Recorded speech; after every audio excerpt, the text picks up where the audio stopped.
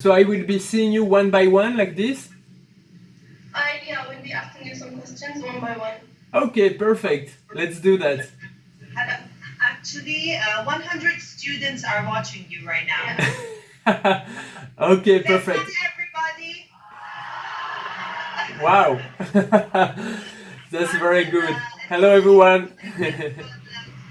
Would you like to give like any advice to like artists that are not like that known and are working on it to like become as big as you? Well, I would say that first, hard work is a good, always a good investment. Being confident, but not too much. You have to put yourself into question when it's not working after some time. Like if after 10 years your work is not recognized, then you have to say maybe I should do something else. Have the right contact. It's very important. Like to find the right people. So nowadays talent is not that much special. You know, with the internet you see talent everywhere. You see amazing things everywhere. Everywhere on Instagram, on Facebook, on the with YouTube, you see so many incredible things. So I think talent is not. It's not enough, you know. You have to find to have contacts with the media, with the journalists, socially talented as well, and talented in sharing and in communicating. It's not enough just to be like Van Gogh and draw and paint all your life, and that you would be recognized when you die. You know, you have to move away from this cliche from the graphic, very sad cliche from of the graphic artist. So I would say that you have to have different skills. So hard work, communication, have a website, of course, or a portfolio online, business cards, and also to have some competences in marketing or in economy. Yeah, I would say you have to always be curious, always be learning different things. Right now, myself, I started doing video, you know, and it's a big. I realized that it's a big passion. Before that, I started music, and I always learned by myself, like watching YouTube video tutorials, reading books, going to conferences. So you always have to learn, be curious. Talent is not enough, and contacts and hard work. That would be my advices. And not listening to other jealous people. Okay, thank you so much. And honesty also, last advice. Because if you are not honest, it will always come back to you in a negative way. So you have to be realistic, but not, let's say, cynical. You have to stay positive, very important, and honest. Thank you. You're welcome.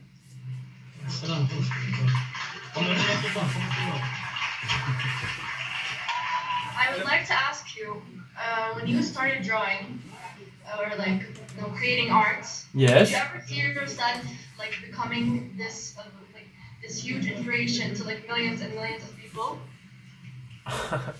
Like no, for me it would be a good thing to inspire millions and millions of people, but I think it's not possible to inspire so many people in the art world. But of course, it would be a huge achievement. But I stay humble, and I think that you have to stay focused on the reality. And if I can inspire if I can inspire my family, it would be already good. And if I can inspire some students like you, it's already a huge achievement.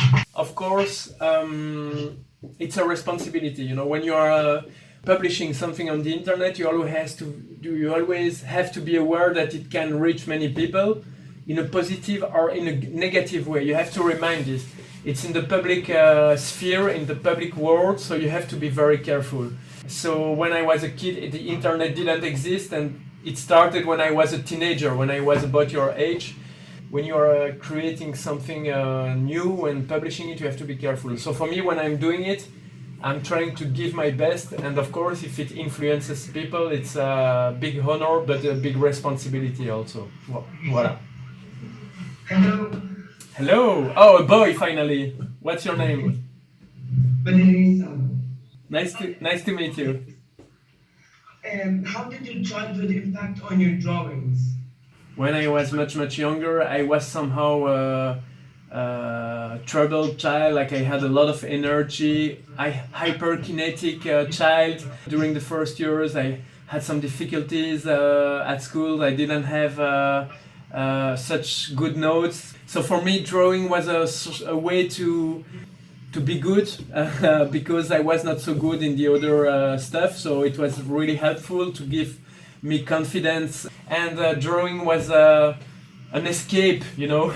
It was a magic escape, a magic moment where I could spend hours thinking about something else, relaxing, enjoying, and seeing that I could do something good. And so it started very early until recently. So now I'm also into music and video.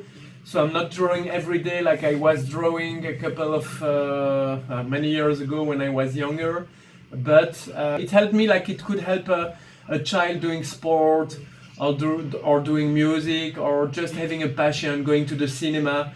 But the useful thing it was a productive activity. So it was just not about consuming a movie or consuming anything. Because it was a productive activity, I invested into myself, and I would advise you as young people to do the same. Invest in something that would make you richer, but not money speaking, but you that would enrich you. So that it's the same when you are studying. You know, you are enriching yourself, giving yourself value for the future. So that's the best way to. You could do it in any activity: drawing, economics, marketing, mathematics. As long as you do something and that you improve yourself in something, then you would I think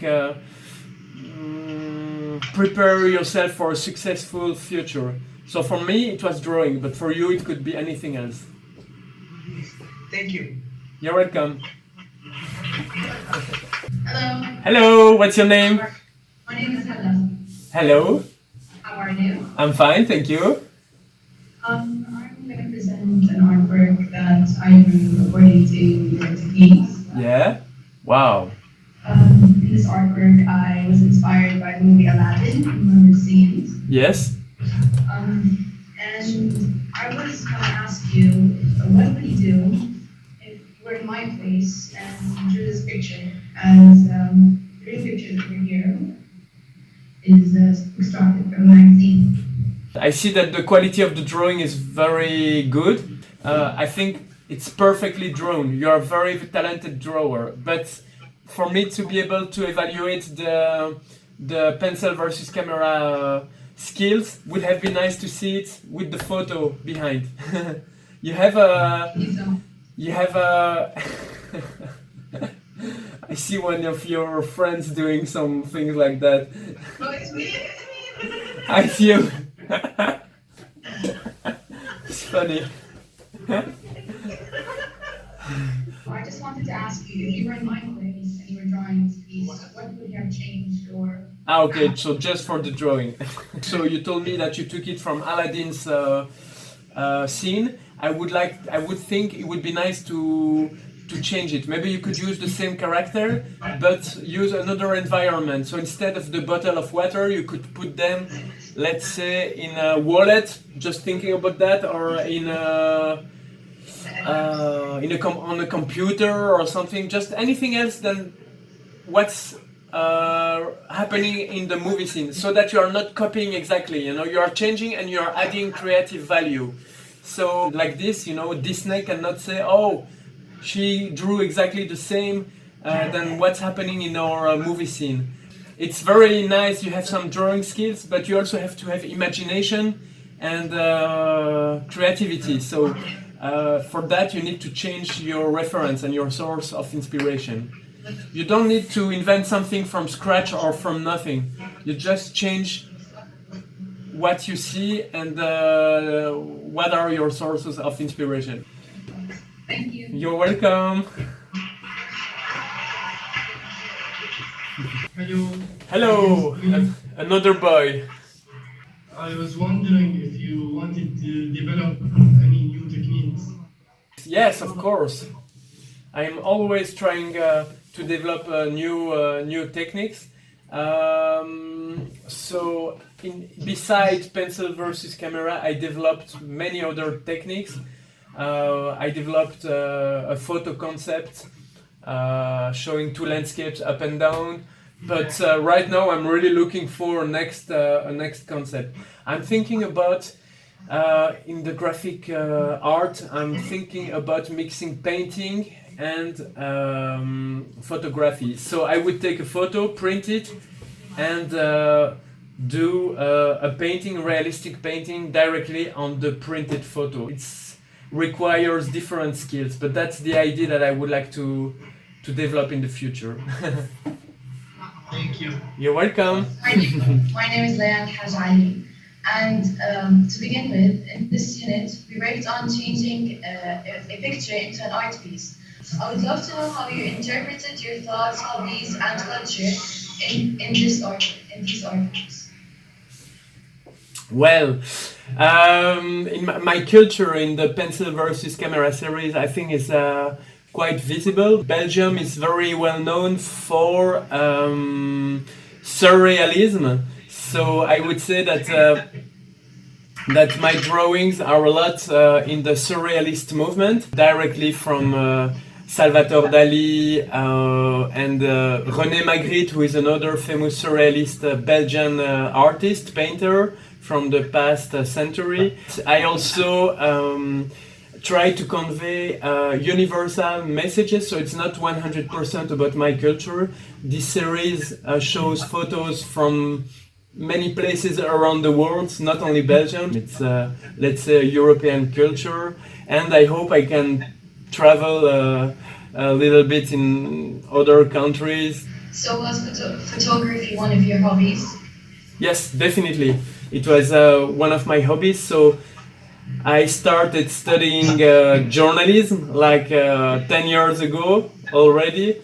Time is flying. And before that, I was an illustrator, a cartoonist. Photography became my passion after drawing when I did my journalism studies. So I tried to mix these two disciplines, these two passions. Thank you very much. You're welcome. Thank you for your nice questions.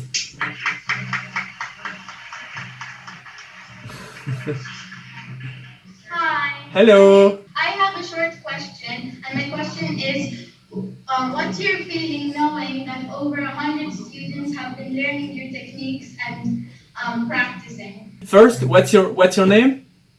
Chantal. Chantal. That's nice. It sounds very French. So well, I'm very proud, honored, and for me, it's such a pleasure to see that my techniques and my art is being used and is inspiring students like you so far away from my country in an international school. It's amazing. That's what I'm doing art for, really. It's the purpose of my all of my artistic projects. It's the only thing I want is to inspire young people like you. So I'm feeling blessed, happy and honored, and I hope that it helps you also to express some ideas and to be creative and to be to surprise other people, like I'm trying to do with my art, surprise people. So yes, it's only happiness and pleasure to see you and see the result of my work. Yes, we have learned a lot about your techniques, and I hope it will inspire lots of students. Thank you. That's so cute. Thank you, Chantal. Hello. Hello, my name is Dina, and I wanted to know what inspired you to create the art technique, pencil versus camera. Well, basically, like I said before, pencil versus camera is a mix of drawing and photography. So it's a very good question. But I was inspired to do this concept because I saw some other artists mixing photography and some others mixing drawing and drawing. But I never saw artworks mixing photography and drawing in the same frame, and I never saw drawing and photo with a creative drawing. You know, sometimes it was a drawing like showing exactly what's happening on the photo, but it was never changing the reality at 100%. So this was my my purpose, my goal when I started this series, and the source of inspiration. Yeah, it's let's say that I love surrealism again, so I wanted to do surrealistic drawings, surrealistic artworks. I have a lot of inspiration and love for art in general because in my family, my mother is a dance choreographer. In general, I like to be creative and to always create new things, to produce art in general. That was wonderful. Thank you. Thank you. So my first question is, do you use art to express your emotions and feelings? Yes, definitely. Every artwork, may it be a pencil versus camera or a photo or a single drawing or a painting, usually reflects one specific moment of my life, really. Now that I'm doing it more professionally and for a living, of course I'm trying to leave my emotions and my feelings aside and not to let too much of me inside my professional projects. But since recently, every personal project that I was doing, of course, was based on something that I lived, something that I experienced. I was there to take the photo, so it was a place, a location that of course, that I visited. So I did something in this place. I met some people, and of course, when it's a portrait, it's also very personal. But this is when these are personal projects. Of course, when it's more professional and not artificial, but let's say prepared, there is a little bit less of affective in it. And my second question, from all your drawings, which one is your favorite? I always choose the same 3 or 4 images that I like to highlight. And I would say that I like the one with the lion in color. This one was taken in Tunisia. It took me quite a lot of time. And I would say this is my favorite. Okay, thank you. Thank you so much.